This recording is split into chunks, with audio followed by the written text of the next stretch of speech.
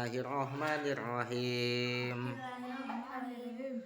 Kala nyata, hakon tegesna nyata, inna kitabal abrori saestuna catatan amalna pirang-pirang jalma anu alus.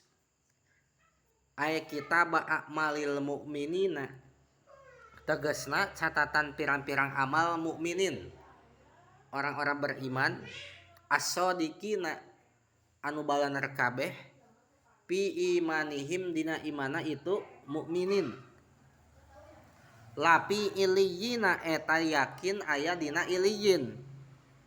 Kila dicaritakeun huwa ari itu iliyin teh kitabun eta teh kitab buku catatan amal, buku catatan, jamiun anu ngumpulkeun li a'malil khairi kana pirang-pirang amal hade, minal malaikati buktina ti malaikat, wa mu'minis saqalaini jeung ti anu arariman ti golongan jin jeung manusia.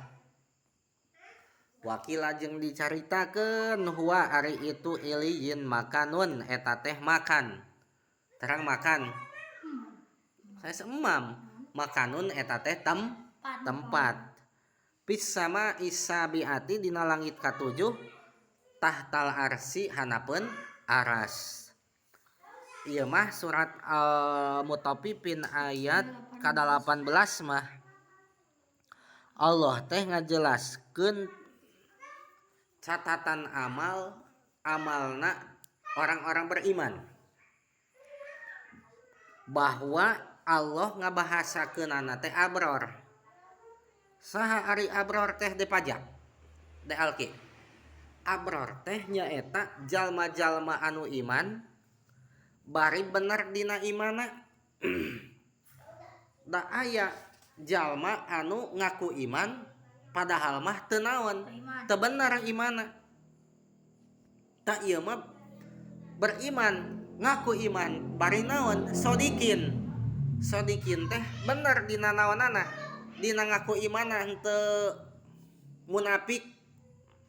Terang munafik naon? Ai hareupeun jalma nu iman ngaku iman bermuka dua teh ya. Malengos babarengan we jeung jalma-jalma anu kafir. Kalah ka naon ngomong naon lamun pangijin jalma kafir mah. Urang mah tadi teh ngomong ngaku iman teh bobohongan. Sebenarnya mah urang mah balad maneh nu kalalapir tah kitu. Itu munafik. Berarti henteu sodikin eta nu kitu teh. Teu bener dina imana. Tah, jalma-jalma anu mukminin baik itu teu golongan jin jeung manusia ieu gitu. Margi nu iman teh ti golongan jin ogen aya. Eta teh buku catatan amalna teh ditunana teh dina iliyin. Naon cenah ogen ari iliyin teh? Iliyin teh hartina teh atawa kata iliyin teh kenginyanak tina lapad ulwun. Ulwan atawa ulwin yang artinya luhur.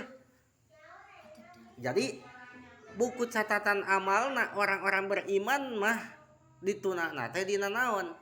Dina iliyin, dina anu luhur. Bisa jadi ku amal-amalna eta jalma mukminin anu hararade eta teh jadi sabab menang darajat anu luhur di surga. Oke. Cenah ogenan. Bahkan bisa jadi deui eta iliyin teh adalah hiji tempat di langit katujuh sahandapun aras di luhur. Di luhurnya di langit katujuh, luhureun langit katujuh sahandapun aras, tah di dinya ditunana teh catatan amalna orang-orang beriman mah ku Allah teh. Melalui malaikatna di ieu teh ditunana teh. Dina anu